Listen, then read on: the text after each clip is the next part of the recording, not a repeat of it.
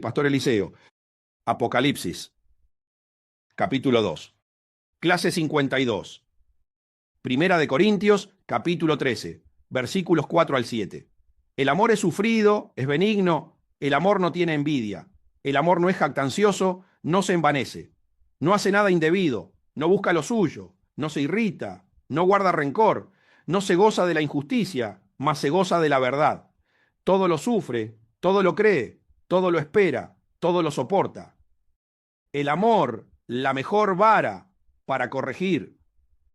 El amor es la mejor vara de hierro que tiene Dios para encaminar a sus hijos hacia una vida correcta y agradable ante Él.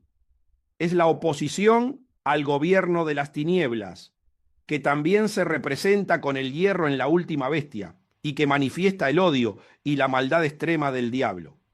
El amor aprende a soportar por otros, solo busca hacer el bien, no es obstáculo para que otros avancen, no avergüenza ni humilla a nadie, no busca resaltar delante de los demás ni glorificarse a sí mismo. Por tanto, el amor no acepta la pereza, la negligencia, la división ni la imperfección.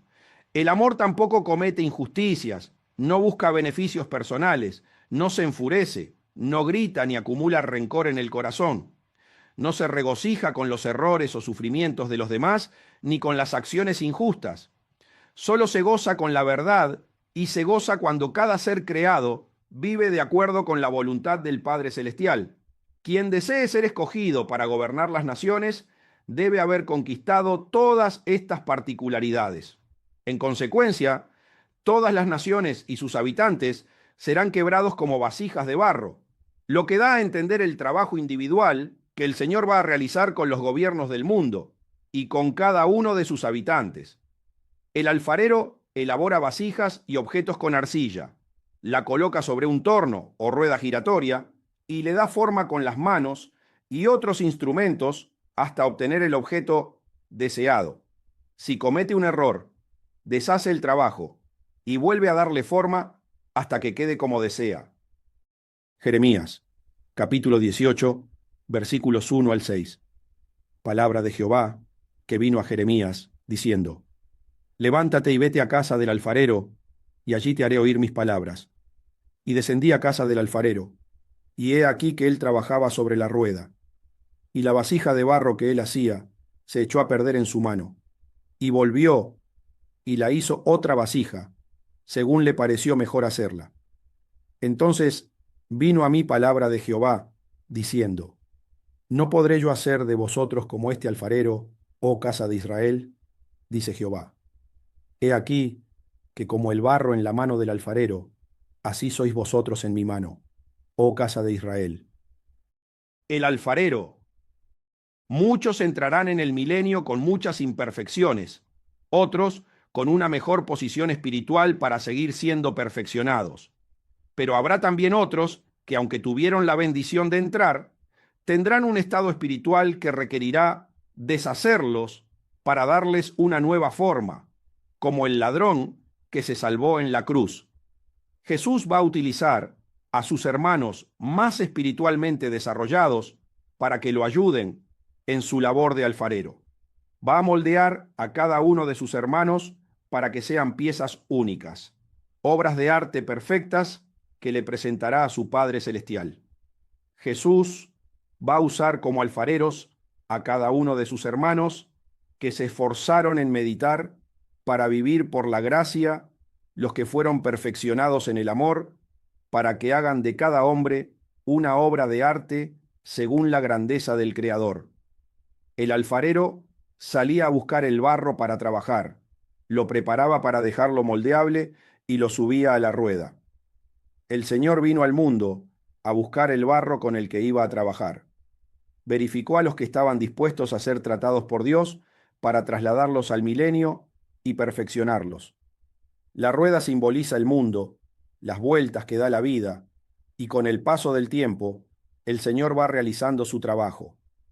Da forma a los creyentes y los perfecciona con las experiencias que les hace vivir. Por eso cada ser humano es una pieza única. El barro no elige en lo que se va a transformar. El barro no elige en qué se va a transformar, sino que es el alfarero quien decide la forma que va a tener su obra.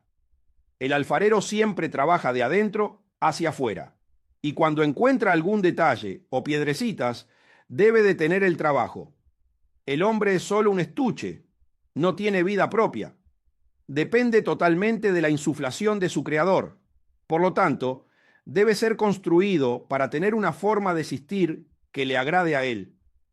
Cuando el hombre se considera un ser independiente, capaz de darse forma por sus propios medios, sin la ayuda de Dios, es cuando se aprecia el buen trabajo que hizo el diablo al ponerse en el lugar del verdadero alfarero. Cuando logra hacerle creer al hombre que puede vivir por su sola voluntad, entonces su engaño es perfecto y queda completamente gobernado por el reino de las tinieblas. Así como el barro no puede elegir en qué transformarse, del mismo modo sucede con el ser humano, porque es Dios quien debe determinar la forma que quiere darle según la obra que desea realizar con su vida. El alfarero trabaja como el Señor, de adentro hacia afuera. Dios comienza su trabajo en el espíritu del hombre, para que después se vean los resultados reflejados en su cuerpo. Cuando el barro comienza a secarse, el alfarero debe dejar de trabajar para echar más agua, y debe ir comprobando los avances de su obra y eliminando las impurezas que encuentre, porque una sola piedrecita puede echar a perder toda la obra. A diferencia del barro, el hombre, aunque no tiene poder para decidir cómo Dios quiere usarlo, sí tiene libre albedrío para, cuando aparezcan imperfecciones debidas al material que obstaculiza el buen trabajo del alfarero, colaborar para que se eliminen y poder seguir adelante con la obra. Él será el beneficiado. En este caso, es el hombre quien, con su libre albedrío, debe desear que se quiten las piedras para que el trabajo continúe sin obstáculos que interfieran en la obra. Para quedar óptimo, el trabajo debe rechazar el lenguaje del diablo, las piedras que el enemigo quiere poner en su camino para hacerle tropezar y no interferir en la perfección que Dios quiere hacer en su corazón. Por ese motivo, a medida que avanza la obra, debe arrepentirse de sus pecados para que Dios pueda continuar perfeccionándolo. También, cuando el material comienza a secarse, hay que echarle más agua. Es otro trabajo que le corresponde al creyente con su libre albedrío. Si siente que se está secando en las manos del Creador, debe continuar aportando agua a la obra con la meditación y la oración. Eso le permitirá al Señor que pueda culminar su obra con excelencia. Otra particularidad del alfarero. Otra particularidad del alfarero es que insiste hasta que su obra queda perfecta. Pero su trabajo no termina aquí. Después tiene que pasarla por el fuego para templarla. Este proceso comienza poco a poco para que no se rompa. Esto significa que cada hijo de Dios que el Señor está formando también debe pasar por el fuego para adquirir resistencia y convertirse en un instrumento útil. Así que cuando estés pasando por dificultades o pruebas, debes saber que el alfarero las permite para que alcances tu mejor versión. El Señor ama a sus hijos y quiere hacer de cada uno de ellos una obra magistral de su presencia. La he recibido de mi Padre. El Señor termina diciendo, como yo también la he recibido de mi Padre. El Señor Jesús se manifestó ante el apóstol Juan como la obra terminada de su Padre, para que todos sus hermanos, cuando lean la carta, deseen verse como Él. Todos los hijos de Dios conocen el padecimiento de Jesús, pero pocos tienen presente quién es ahora y el lugar que ocupa. Por eso muchos no están dispuestos a ser transformados. Como le sucedió a Jezabel, que llegó a escuchar el mensaje de salvación y tuvo la oportunidad de arrepentirse, pero decidió dejarse engañar por Satanás y oponerse al destino glorioso que Dios le tenía preparado. Se enfrentó al Señor en su iglesia para quitarle su autoridad y hacer con sus seguidores lo que ella deseaba, y terminó en cama, atribulada, muriendo y con un horrible destino eterno. Apocalipsis, capítulo 2, versículo 28. Y le daré la estrella de la mañana. La estrella de la mañana El Señor le dice al ángel de la iglesia de Tiatira que al vencedor le dará la estrella de la mañana, en referencia a que si mantiene ese comportamiento tras la corrección que le hizo, podrá obtener ese premio tan glorioso. En consecuencia, Jesús le dice: retén lo que tienes hasta que yo venga, es decir, sigue adelante haciendo las obras que determina mi Padre, sigue pidiendo su pan, continúa avanzando, y el premio está asegurado. No os impondré otra carga, lo que significa que el comportamiento del ángel de la iglesia de Tiatira era el correcto. No solo él crecía, sino que su enseñanza era excelente para toda la congregación. Tenía las condiciones para que junto con sus miembros alcanzaran la promesa de Dios. Proverbios capítulo 4, versículo 18. Mas la senda de los justos es como la luz de la aurora, que va en aumento hasta que el día es perfecto. La estrella de la mañana simboliza al sol, al que en la Biblia se compara en muchos pasajes con el Señor Jesús. La aurora es la claridad que precede inmediatamente a la salida del sol. La palabra aurora es de origen latino y significa alba o madrugada. Es un fenómeno que ilumina el cielo con colores rosados y anaranjados antes de la aparición del sol. La palabra dice que la senda de los justos es como la luz de la aurora.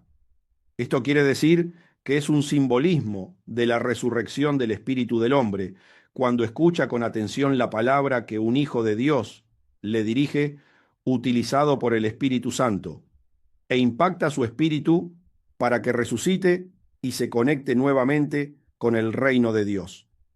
La palabra de Dios, dicha por el Espíritu Santo, da lugar a la aparición del Verbo de vida, que es la manifestación del Señor Jesús, cuando aparece en la vida de un hombre y su espíritu cobra vida nuevamente. Ese momento único se simboliza con la luz de la aurora. Cuando aparece la aurora, hay muy poca luz y mucha oscuridad, pero a medida que el sol va avanzando, la luz se hace más potente y la oscuridad disminuye. Esa nueva luminosidad, que aumenta a medida que el sol sale, se compara con la meditación de la palabra de Dios. Cada versículo o pasaje de la Biblia que se le revela al creyente aumenta la intensidad de la luz espiritual, lo que significa que la personalidad de Jesús se hace más fuerte en su corazón. Evidentemente, cuando el sol comienza a salir, la oscuridad va desapareciendo porque la luz va tomando el control y nunca se produce un retroceso. El sol siempre avanza, nunca retrocede, sigue su curso y aumenta hasta que llega a lo que se conoce como el día perfecto. Esto significa que cuando la palabra se revela en el corazón de un creyente, el diablo nunca más debería poder quitársela. La vida de un verdadero hijo de Dios consiste en hacer menguar la personalidad de Satanás en su corazón para manifestar más la de Jesús. A medida que el hombre experimenta este proceso interno, es lógico que sus obras evolucionen de acuerdo con la voluntad de Dios. Por tanto, las obras posteriores deben ser mayores que las primeras. Esa es la norma en la vida de un hijo de Dios genuino. Ese era el comportamiento del ángel de la iglesia de Tiatira. Por eso el Señor alababa sus obras. Esa es la senda del justo que va en aumento hasta que el día es perfecto. El día perfecto. Efesios, capítulo 1, versículos 22 al 23. Y sometió todas las cosas bajo sus pies, y lo dio por cabeza sobre todas las cosas a la iglesia, la cual es su cuerpo, la plenitud de aquel que todo lo llena en todo. Se considera que el día alcanza su momento perfecto, cuando el sol llega a las 12 del mediodía y alcanza su mayor esplendor de luz, haciendo que la sombra desaparezca por completo a la vista del hombre. Sin embargo, si uno levanta uno de sus pies, puede apreciar que la sombra queda debajo. Esto significa que un creyente que alcanza la altura espiritual del Señor Jesús tiene al reino enemigo debajo de sus pies. Jezabel y sus seguidores eran el obstáculo para que el ángel de Tiatira y los fieles que se congregaban en la iglesia pudieran alcanzar esa perfección. El proceder era correcto, pero Jezabel era como un eclipse espiritual en la iglesia, que entorpecía la manifestación potente de la luz. El Señor Jesús encargó a Tiatira que mantuvieran su buen comportamiento y que siguieran buscando la perfección a través de la meditación y la oración para poder manifestarla en su plenitud y así vencer y tener completamente a las tinieblas debajo de sus pies y poder escogerlos para que tengan autoridad sobre las naciones. Luego viene la promesa de que les entregará la estrella de la mañana. ¿A qué se refiere Jesús? A los vencedores les otorgará su lugar.